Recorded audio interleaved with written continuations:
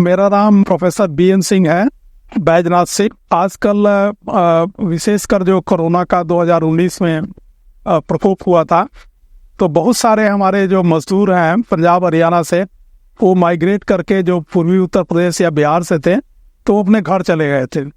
तो ये एक बड़ी समस्या हो गई थी कि धान की खेती कैसे की जाए।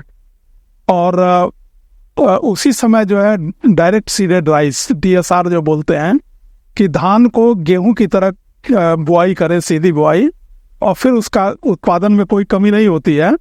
यह है कि आपको समय से बुआई करनी है। उसमें जो खाद देने का तरीका है, या जो उसमें कुछ और समस्याएं होती है, जैसे आयरन डिफिशियंसी है, जिंक डिफिशियंसी है, तो वो हमारा खर्चा करीब 4,000 रुपये प्रति एकड़, 10,000 रुपये उसकी बचत हो जाती है। और जैसे हम गेहूं की बोते हैं वैसे ही हम धान की बुआई करते हैं।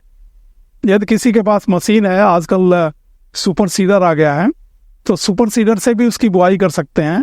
वैसे जो सीड ड्रिल है, जिससे कि हम लोग धान और गेहूं बोते थे, उससे भी बुआई कर सकते हैं। और यदि कहीं पर मशीन अवेलेबल नहीं है, तो हम लोग हाथ से ब्रॉडकास्टिंग करके भी उसकी खेती कर सकते हैं।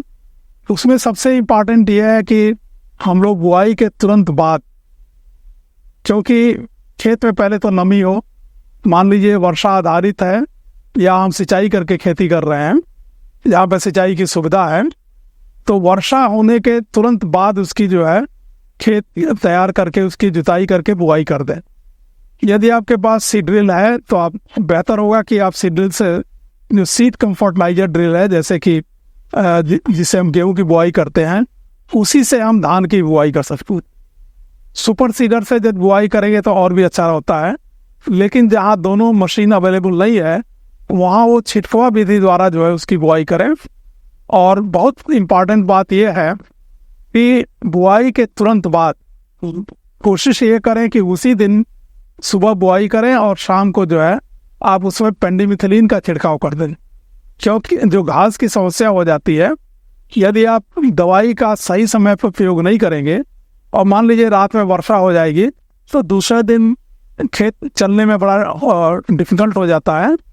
और सुबह बुआई करें और शाम को उसमें जो है दवा का छिड़काव कर दें।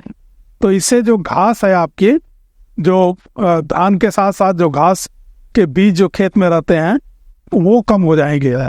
और उसका डोज भी आप पर्याप्त मात्रा में दें, 1 लीटर प्रति एकड़ की दर से। और इसमें करीब 120 लीटर पानी लगता है।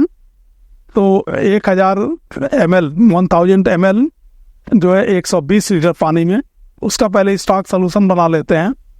तो इस तरीके से करीब वो 8 या 9 ml पर लीटर पड़ता है, और 15 लीटर में उसको मतलब कि 6 टंकी लगती है। और उसका यदि आप छिड़काव कर देंगे तो आपकी घास की समस्या 80 से 90% कम हो जाएगी।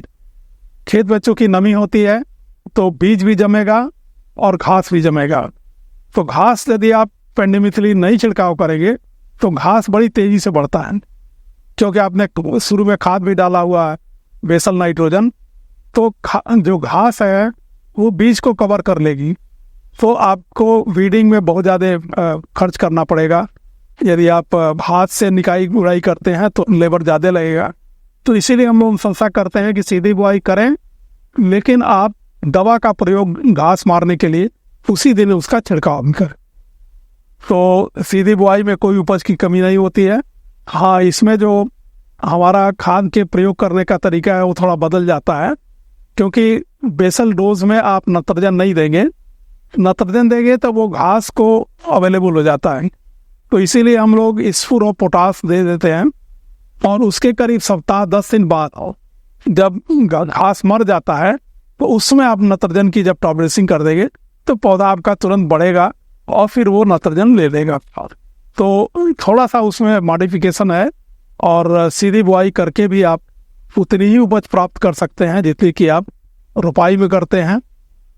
रोपाई में पीक पीरियड में तो लेबर की अवेलेबिलिटी नहीं होती है, और सीधी बुआई करने में ये करीब 25 मई से लेकर के 15 जून तक इसकी बुआई, सीधी बुआई और अवश्य कर दें, क्योंकि बाद में जब बरसात शुरू हो जाती है तो फिर आपको बुआई करने में बड़ी दिक्कत होती है। तो ये बरसात का सीजन शुरू होने से पहले, मतलब एक्टिव मानसून तो हम लोग कहते हैं कि 22 जून से शुरू हो जाता है, लेकिन कभी कभी हमने देखा है कि 15 जून या 12 जून के करीब भी वर्षा हो जाती है।